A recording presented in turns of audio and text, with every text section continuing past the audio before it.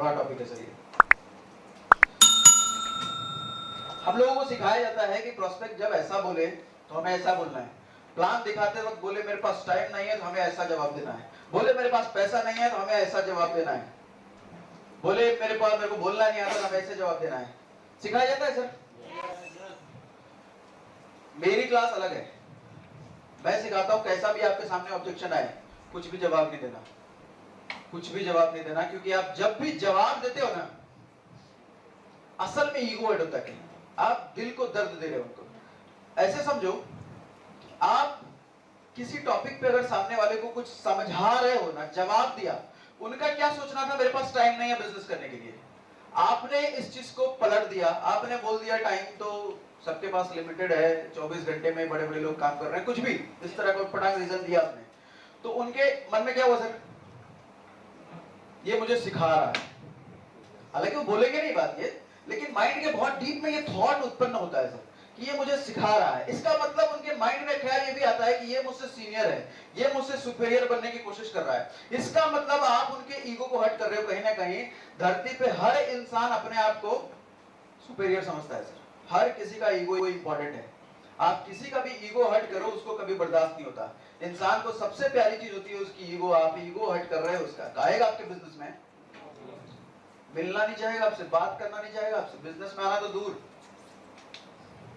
कभी भी objection handling में जवाब देना मत सीखो सर। बात करेंगे आगे करना क्या है उस केस में, लेकिन आपको आंसर नहीं करना है इस तरीके से। बहुत सारे यूट्यूब पे वीडियो देखता हूं मैं, जब प्रोस्पेक्ट बोले मेरे पास टाइम नहीं है तो ऐसा करारा जवाब दो कि चुप ही हो जाए। वो चुप तो करा दिया, आएगा क्या बिजनेस में, वो चुप होके निकल लेगा। पर्पस क्या है, बिजनेस में लाना ना, पर्पस है रिश्ता बनाना ना, वो तो नहीं बना। आप भले चौड़ में जीत गए अपना आर्गुमेंट, लेकिन हुआ क्या उससे, जीत के क्या हासिल कर लिया आपने, प्रोस्पेक्ट को चुप करा के क्या हासिल कर लिया, कुछ भी नहीं। आपका गोल तो पूरा हुआ नहीं, उसको कोई और लेके चला जाएगा कल को। Difference between excuses and concern आपको समझना आना चाहिए कि क्या एक्सक्यूज है, क्या इसका जेन्युइन कंसर्न है। कई बार सामने वाला जब बोलता है मेरे पास टाइम नहीं है, हमें लगता है ये एक्सक्यूज दे रहा है, बट कई बार ये जेन्युइन कंसर्न भी होता है। हम कैसे आइडेंटिफाई करेंगे, इस कंसर्न को कैसे सॉल्व करेंगे, आगे बात करूंगा इस बारे में। हम जब सामने वाले को आंसर दे रहे होते हैं ना, तो दरअसल हमारा सोच, ध्यान से समझना इस बात को, जब भी हम किसी को आंसर कर रहे होते हैं ना, तो हमारी बातें, हमारा सोच उसके सवाल के दायरे में सिमट के रह जाती है। मैंने आप लोगों से पूछा अपना लेवल बताओ, अपना जगह बताओ, आप खड़े होकर बोलने लग गए।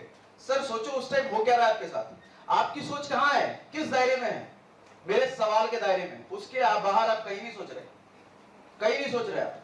मतलब मैंने बाउंड कर दिया कि इसी डायरेक्शन में आपकी सोच रहेगी, राइट।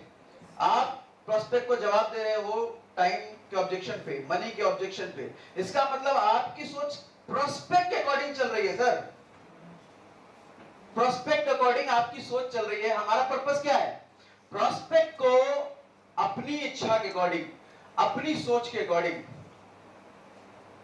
बात करना, आंसर निकलवाना, राइट। हमारा पर्पस ये है ना, जबरदस्ती नहीं, झूठ बोल के नहीं, प्यार से, हम तो उनका भलाई कर रहे हैं, लेकिन हमें चीज आना चाहिए। अच्छा ये चीज कैसे हो सकता है, जैसा भी मैंने पूछा आपसे, बोला कि सवाल पूछा मैंने आपसे, आपने उस डायरेक्शन में आंसर देना शुरू किया, इसका मतलब आपका सवाल मेरे सवालों के दायरे, आपका जवाब मेरे सवालों के दायरे में रह गया, सोच वहीं से बढ़ गई।